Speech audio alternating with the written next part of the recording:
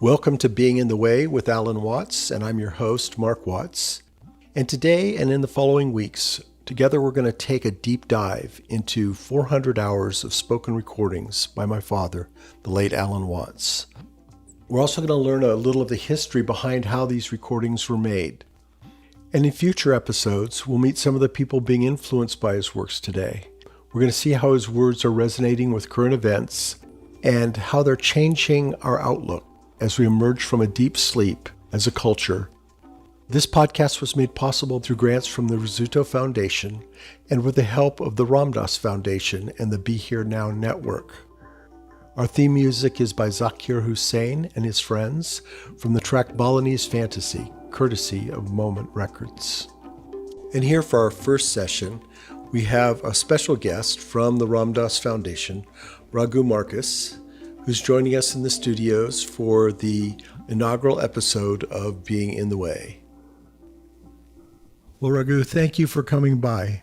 The first time we met and talked, it was on your podcast, and this is actually the first time we got to be together in person. Yes, thank you. It's great to be here. We are looking at the beginning of a great adventure here with a deep dive into the Alan Watts archives, a collection of over 400 original recordings. But we're going to start out with his talks on Taoism, for which this podcast is named, Being in the Way. And great name, double entendre, as they would say in French. Yeah, that title, when I recorded this seminar at the Esalen Institute, and I first wrote it on the box, it alerted me to the double meaning of my father's autobiography in my own way, because of course he always talked about how the ego could get in the way of what you're doing. And so it was a great little moment there. And as we were talking about earlier, my father would have loved these technologies, the ability to conference and record himself so easily. As we have now. He was actually a very early advocate of telecommuting and said that we needed to stop roaring around in these fake rocket ships and take advantage of the tools at hand. And while the last year and a half has been a really hard lesson in many ways, I think the one positive thing that has come out of it is people really tried different technologies for working and getting together.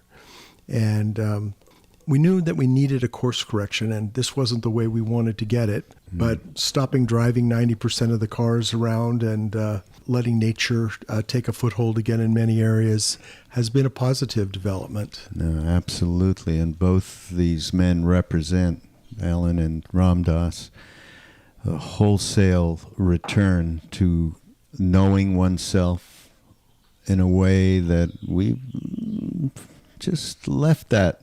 And as a result, this pandemic is a representation of nature going, wait a minute, stop. You got to stop. And got to go inside because we had no other choice. We were all sitting alone in our homes or with our loved ones. And then, of course, as you just said, the communication process just took an abrupt turnaround, 360. And it was for the best. Because the best of both worlds. It allowed us to communicate in ways that we hadn't been communicating before, and it also allowed us to return to the idea that we have to go inside and connect with that place that's behind, as both Alan and Ram Dass used to say, ego, terrible master, a great servant. And to be able to go behind all of that. So, as you say, this last year and change has been so beneficial in so many ways and so horrible. It's like, the 100,000 beautiful visions and the 100,000 horrible visions. Exactly. And even though this is a very painful way to get to a new way of doing things, I think that as we go forward, and we're able to look at the use of technology from a positive perspective, because my father would say of thinking in his meditation talks that it was a good tool but a poor master. And the same applies to technology. These are great tools. They're just terrible masters.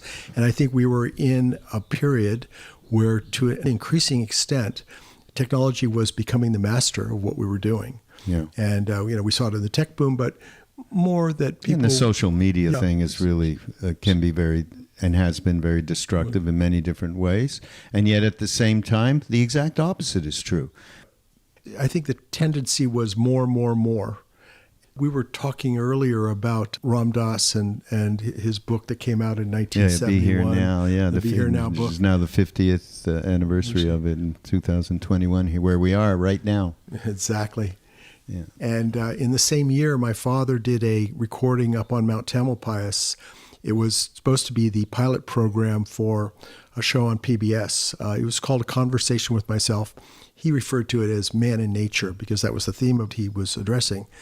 And he had just been to what he described as a planetary alarm conference in Los Angeles, where a lot of people were saying, Alan, what should we do? We've got to jump into action. We've got to do something. And like the period preceding the pandemic, we were doing so much. And as he pointed out back then in 1971, it's hard for us to accept this. It's really rough news for our pride, but there's really nothing we can do. And the problem is we have been doing too much. It's our activity that is actually causing so much of the problems. And so the question becomes, how do you let natural homeostasis take over and recover all by itself?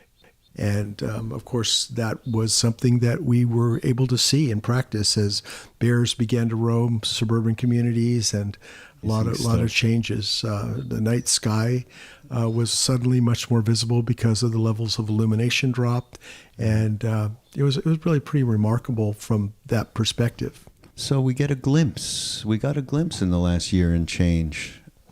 Wow, maybe there is a direction that we can go in.